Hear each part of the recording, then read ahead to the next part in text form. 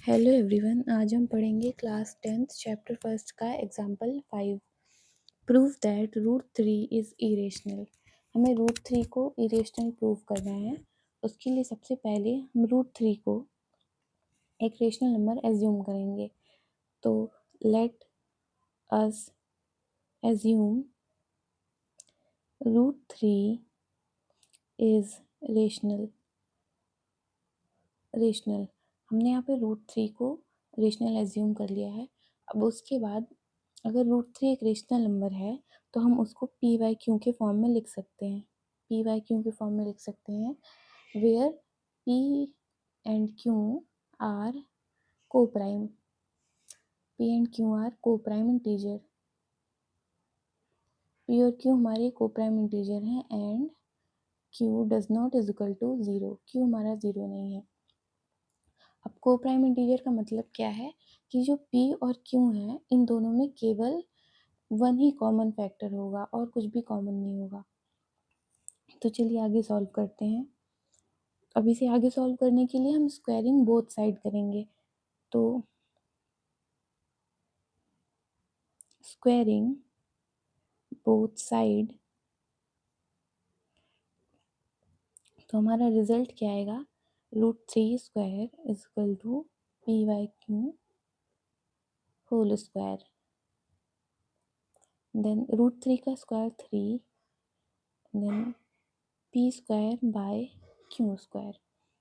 अब यहाँ पे क्यू हमारा इधर जाके मल्टीप्लाई हो जाएगा, तो 3 Q square is equal to P square. ये हमारी, इसे हम फर्स्ट इक्वेशन कह देते हैं। ये हमारी फर्स्ट इक्वेशन हो गई।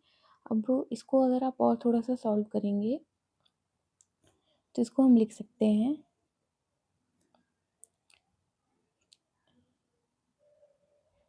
Q square is equal to P square by 3। 3 को अगर हम इधर डिवाइड में करेंगे तो इसे हम इस फॉर्म में लिख सकते हैं। अब ये फॉर्म हमारा इस क्वेश्चन का मेन पार्ट है। पी स्क्वायर बाय 3 का मतलब क्या है? पी स्क्वायर बाय 3 का मतलब ये है कि जो पी की जो वैल्यू है वो 3 से डिविजिबल है। पी स्क्वायर की जो वैल्यू है वो 3 से डिविजिबल है। यानी आपको एक प्रॉपर्टी याद होगी, if P square is divisible by 3 then p is also divisible by 3। अगर हमारा p स्क्वायर 3 से डिविजिबल है तो हमारा p भी 3 से डिविजिबल हो। So p is equal to 3k। अब ये 3k कैसे आया, इसका मतलब क्या है? जैसे हमने यहाँ पे लिखा कि if p square is divisible by 3 then p is also divisible by 3। अगर p स्क्वायर 3 से डिविजिबल होगा तो p भी हमारा 3 से डिविजिबल होगा अकॉर्डिंग टू थ्योरम। तो यहाँ पे जो हमारा ये p बाय 3 हो जाएगा, p भी 3 से डिविजिबल होगा। अब यहाँ p की वैल्यू हम क्या क्या रख सकते हैं? p की वैल्यू हम रख सकते हैं 3, जो कि 3 से डिविजिबल हो जाए। 3, 6, 9,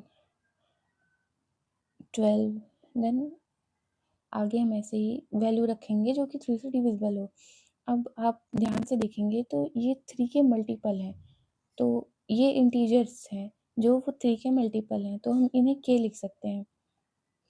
अब यहाँ पे अगर आप k की वैल्यू 2 रखेंगे तो ये हमारा 3 2 जा 6 आ जाएगा। 1 रखेंगे तो 3 आएगा, 2 पे 6 आएगा, 3 पे 9 आएगा, 4 पे 12 आएगा, और इसी तरह करते करते हमारा ये जो है p आएगा।